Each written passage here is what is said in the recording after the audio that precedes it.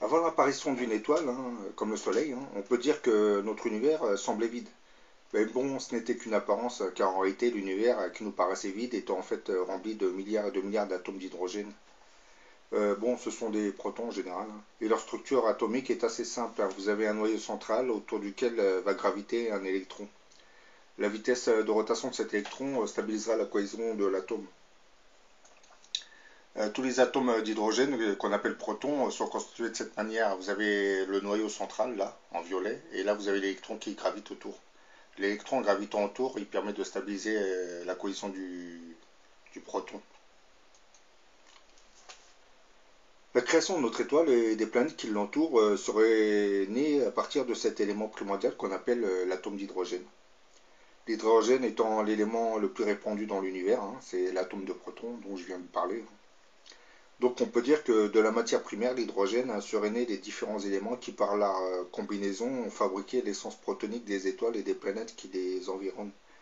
Notre univers baignerait entièrement dans une substance fluidique invisible universelle qu'on appelle l'éther, qui d'après nombre d'ésotéristes et de chamans, prêtres sorciers, serait la source énergétique qui contribuait à la magie du déclenchement des opérations de fusion thermonucléaire dont les réactions favorisèrent la création du carburant protonique qui alimenta le noyau des étoiles et celui des planètes.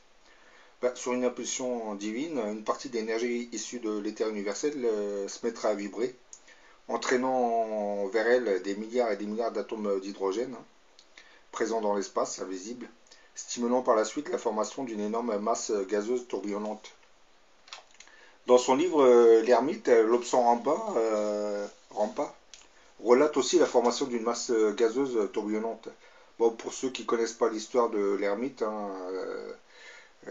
décrite par Lobsang Rampa, c'est un vieillard aveugle qui aurait été enlevé par des extraterrestres, et ces derniers lui auraient fait subir toute une série de tests, dont certains consistaient à déclencher des voyages astraux qui le projetteront jusqu'à la création de notre système solaire. Et voilà une des visions qu'il a eues pendant un voyage astral. L'univers entier semblait devenir la proie des flammes. De titanesques tourbillons de matière incandescente se mirent à virevolter dans l'espace. Tout l'univers se muait en une violente masse de gaz incandescente d'une brillance insoutenable. Lentement, la luminosité intense dans laquelle tout l'espace baignait se dissipa progressivement. À la fin, il y eut une masse centrale en incandescence entourée d'autres plus petites également en feu. Des vagues de matière en fusion jaillissaient tandis que l'énorme masse centrale vibrait et était prise de convulsions. La luminosité du soleil central baissa, bien qu'elle demeurât de même excessivement forte. Les sphères gazeuses adjacentes rougeoyaient, se contorsionnaient et tournoyaient sur leurs nouvelles orbites. Je voyais le système solaire se créer en accéléré alors qu'il s'est fabriqué en plusieurs milliards d'années. La création dont je viens de présenter la vision l'était verbalement là. Et maintenant, je vais essayer de vous parler de la version scientifique. Bon, comme je l'ai expliqué, la création de notre système solaire s'est donc faite avec le noyau d'hydrogène, le proton. L'atome d'hydrogène, proton, est l'élément le plus répandu et le plus simple que nous trouvons dans l'univers. Il se compose d'un noyau central énergétisé, comme je vous ai expliqué tout à l'heure. C'est celui-là, là, en violet. Le proton, autour duquel gravite un électron qui va lui servir de stabilisateur, c'est ça.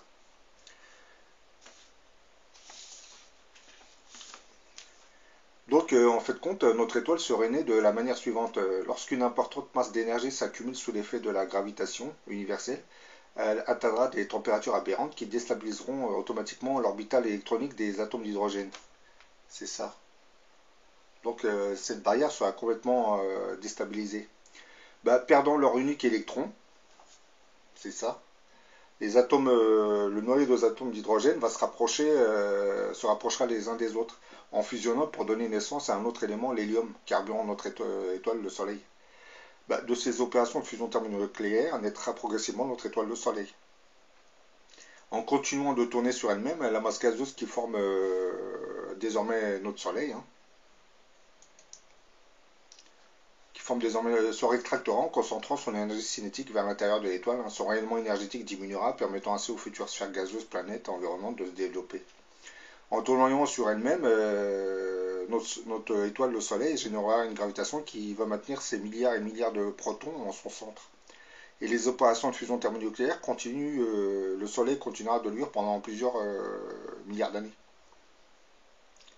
Bah, la création du monde que nous présente la Bible dans la Genèse ressemble étrangement à celle retrouvée sur une série de vieilles tablettes dites Nahakal et qui furent traduites en 1868 par un ancien colonel britannique, James Churchward, qui avait servi dans l'armée des Indes.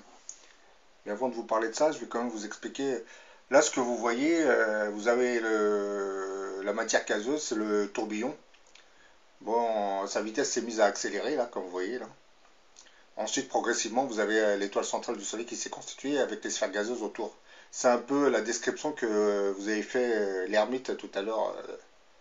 Ensuite, les planètes continuent à tournoyer sur elles-mêmes en continuant leurs opérations de fusion et puis progressivement, on va obtenir certaines planètes terrestres. Par contre, dans le système solaire, il faut dire qu'il y a des planètes gazeuses, hein, comme Saturne, Jupiter. Elles ont gardé leurs caractéristiques gazeuses d'il y a plusieurs milliards d'années. Bon, je reviens, comme j'expliquais, la création du monde que présente la Bible elle ressemble beaucoup à celle découverte sur les tablettes dites Nahekal.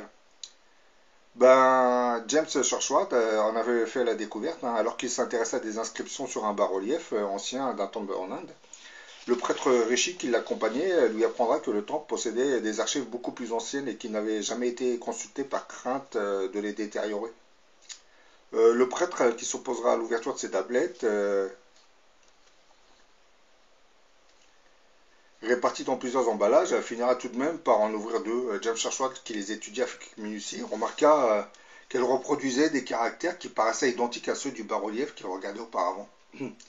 Donc le prêtre Rishi lui dira par la suite que ces tablettes avaient été rédigées sur une mer patrie, hein, qui était en fait un vaste continent aujourd'hui englouti sous les eaux du Pacifique. Les prêtres qui officiaient sur ce continent légendaire s'appelaient les Nahakal. Et ce sont eux qui auraient apporté ces fameuses tablettes en Inde. Bon, voilà les premiers commandements décrits sur ces tablettes dites Nahakal.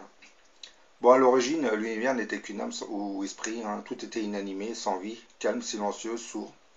L'immensité de l'espace était néant et ténèbres. Hein. Seul l'Esprit suprême, le grand pouvoir, le Créateur, le serpent à sept têtes existaient dans cet abîme de ténèbres. Ben, en parlant du serpent à sept têtes, comme vous le voyez, j'ai souvent expliqué dans mes vidéos que le 7, c'est un chiffre sacré qui semble représenter une fiche d'identification de notre Créateur Dieu. Donc vous voyez, des civilisations qui sont encore plus anciennes que les nôtres avaient déjà ce symbolisme du chiffre 7. Bah, le désir lui vint de créer des mondes, hein, il créa des mondes, et le désir lui vint de créer la terre, habiter les êtres vivants, il créa la terre. Et voici comment la terre et tout ce qu'elle contient ont été créés. Et vous allez voir que c'est dit verbalement, mais je vais vous expliquer après comment ça a été fait scientifiquement. Le premier commandement intellectuel était que les gaz qui sont sans forme et répandus dans l'espace soient réunis pour former la Terre. Les gaz se rassemblèrent alors en forme de tourbillon. Bah, ça, c'est ce que je viens d'expliquer. Hein. C'est un peu ce que vous êtes en train de voir. Hein. Le tourbillon gazeux qui a formé l'étoile, notre Soleil et les planètes environnantes. Hein. Le deuxième commandement était que les gaz se solidifient pour former la Terre. Les gaz se solidifièrent alors avec des volumes laissés en dehors qui devaient former les eaux et l'atmosphère. Et les volumes furent enveloppés dans le nouveau monde. Les ténèbres régnaient. Et il n'y avait aucun son car ni l'atmosphère ni les eaux n'étaient encore formées. Vint ensuite le troisième commandement, hein, que les gaz de l'extérieur se séparent et qu'ils forment l'atmosphère et les eaux. Et les gaz se séparèrent, une partie forma les eaux, et les eaux se répandirent sur la surface de la terre et la couvrirent, si bien qu'aucune île n'apparaissait nulle part. Les gaz qui ne formaient pas les eaux firent l'atmosphère et la lumière fut contenue dans cette atmosphère. Et les rayons du soleil rencontrèrent les rayons de lumière dans l'atmosphère et formèrent le jour. Ainsi la lumière et la chaleur étaient contenues dans l'atmosphère et les rayons du soleil rencontrèrent les rayons de la chaleur et lui apportèrent la vie. Bah, le quatrième commandement, que les gaz qui sont enfermés dans l'intérieur de la Terre la soulèvent au-dessus de la surface des eaux. Alors les feux du centre de la Terre soulevèrent des îles et des continents et les eaux s'écartèrent. Bah, là, je viens de vous raconter la version verbale de la création de notre monde, hein, de notre planète. Maintenant, je vais essayer de vous exposer la version scientifique.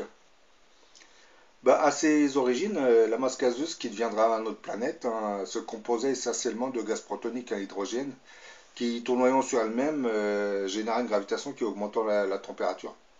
Et tout comme notre Soleil aboutira à un processus de fusion thermonucléaire qui fabriquera progressivement son carburant, l'hélium. Mais bon, la comparaison avec le Soleil s'arrête là, hein, car notre sphère gazeuse va suivre une toute autre évolution. Dans le Soleil, la fusion thermonucléaire fabriquait de l'hélium hein, comme combustible, hein, alors que dans notre boule de gaz, la Terre, bah, ce phénomène sera exploité dans le seul but de fabriquer de nouveaux atomes nécessaires à la création d'une écorce terrestre et d'une atmosphère. Par exemple, par la fusion de 8 protons, on peut créer, du moins on crée un atome d'oxygène. Par la fusion de 7 protons, on peut créer un atome d'azote. Par la fusion de 14 protons, on crée un atome de silicium. Par la fusion de 17 protons, on crée un atome de chlore. Et par la fusion de 11 protons, on crée un atome de sodium. Par la fusion de 29 protons, on crée un atome, de cuivre. Et par la fusion de 6 protons, on crée un atome de carbone. Là, comme vous voyez, je vous fais voir l'image de l'atome d'hydrogène. Hein. Comme j'ai expliqué, vous avez le noyau central entouré d'un électron. Mais bon, à chaque fois qu'il y a une fusion, c'est-à-dire que deux protons fusionnent, eh ben, logiquement, vous aurez deux électrons qui vont venir graviter autour. Ça permet de stabiliser le nouveau noyau créé. Et ainsi de suite, par exemple, 8 protons, vous aurez 8 électrons qui vont graviter autour. 7 protons qui donnent l'azote, vous aurez 7 électrons qui vont graviter autour. C'est à chaque fois qu'un proton arrive, fusionne, et ben, il rapporte son électron. Ça permet de maintenir la cohésion du nouveau atome créé. Et la combinaison de ces atomes apportera la base de la vie sur Terre. Bon, là, je vais parler de la molécule H2O. Mais bon, là, par exemple, vous avez l'atome d'oxygène, vous voyez. Donc, comme je l'ai expliqué, vous avez l'atome qui est là, et puis il est entouré par 8 protons, 8 électrons, pardon. Vous en avez 2 sur la face intérieure et 6 à l'extérieur. Bah, une fois ces atomes créés, bah, ils se combineront les uns aux autres hein, pour former la multitude de molécules qui fabriqueront les éléments nécessaires à la vie.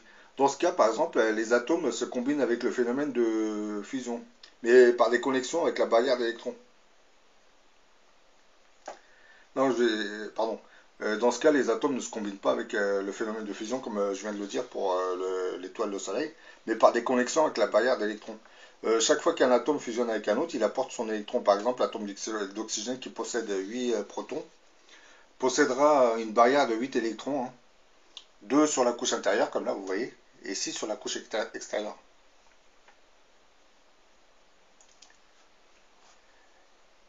Bah, la combinaison avec un autre atome se fera toujours avec la deuxième barrière. Là, dans le cas de l'oxygène, c'est 6 électrons hein, dits externes.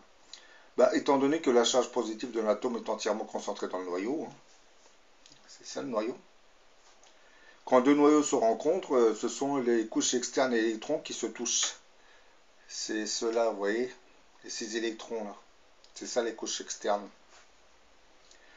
Si les électrons étaient répartis uniformément, les deux atomes devraient s'écarter l'un de l'autre, puisque les électrons étant de même signe devraient se repousser logiquement. Mais comme les couches externes et électrons de l'atome comportent des zones où les électrons sont plus clairsemés et laissent filtrer une partie de la charge positive du noyau, ça permet la liaison entre deux atomes voisins. Les atomes de certains éléments ne possèdent qu'un petit nombre d'électrons dans leur couche externe, tandis que les autres ont des électrons en surnombre. En mettant en commun les électrons disponibles, deux atomes différents peuvent composer une molécule dans laquelle les orbites externes sont communes. Là, par exemple, vous avez la molécule de l'eau, H2O. Donc, ce qui se passe, c'est que pour obtenir la molécule H2O, ça c'est l'atome d'oxygène, vous voyez, le noyau et les électrons qui gravitent autour. Vous avez 2 sur la couche interne et 6 sur la couche externe. Et là, vous avez 2 atomes d'hydrogène, et chacun avec son électron. Donc ce qui va se passer, c'est que ces 2 atomes, comme on a 6 électrons, donc ils vont venir se combiner pour former 8 électrons. Dans ce combinant, là, comme vous voyez là, on obtient la molécule de l'eau. Donc à gauche, vous avez les atomes d'hydrogène, hein, se rapprochent là, se rapprochent de l'atome d'oxygène. À droite, les 2 atomes d'hydrogène se combinent avec l'atome d'oxygène. Hein. Et là, nous obtenons la molécule de l'eau. Et comme vous le constatez, hein, les deux atomes d'hydrogène se combinent à l'atome d'oxygène avec la couche d'électrons dite externe, qui se compose de 6 électrons. Et ainsi, ben, vous avez le silicium se combinera avec de l'oxygène pour former les silicates qui constitueront la grande majorité de l'écorce terrestre. Bah, la Terre s'est constituée par une combinaison d'atomes, hein. Comme je viens de vous expliquer, pour la molécule de l'eau, vous prenez deux atomes d'hydrogène et un atome d'oxygène, en les combinant, vous obtenez la molécule d'eau. Bah, pour les autres éléments, c'est exactement la même chose qui s'est produite. Donc c'est ainsi que le silicium se combinera avec de l'oxygène, hein, parce que l'oxygène obtenu va se combiner avec des atomes de silicium pour former des silicates qui constituent la grande majorité de l'écorce terrestre. Bah, la croûte terrestre est en grande majorité composée de silicium, la matière la plus répandue sur Terre. Elle est toujours, bon, on la retrouve jamais à l'état pur, elle est toujours combinée avec d'autres éléments et ces nombreuses combinaisons fabriquent les minéraux qui constituent notre écorce terrestre en général. Bah, c'est de cette manière que la vie, ça c'est la version scientifique, hein, parce que la version biblique ou celle dite est naakal et verbale, hein. Et ce qu'on peut dire, c'est que ce qui a été dit verbalement s'est concrétisé scientifiquement par le travail des particules. Et tout ce travail des particules ne s'est pas fait par hasard, hein. Je pense qu'il y a une main, le hasard ne peut pas exister, il y a une main divine, je dirais, qui aurait coordonné toutes ces fusions et ces combinaisons de molécules pour former la vie sur Terre. Et bon, comme vous le savez, en plus, la planète est inclinée à un certain degré, hein, nécessaire pour le développement des quatre saisons, hein. Il suffit que vous déplacez la planète de quelques degrés, vous déréglez complètement les saisons. Donc, c'est pareil pour la distance entre la Terre et le Soleil, hein. Ça a été calculé pour qu'il n'y ait pas trop de chaleur et qu'il n'y ait pas trop de froid. Ben voilà, je vous ai donné ma vision de la création du monde, hein.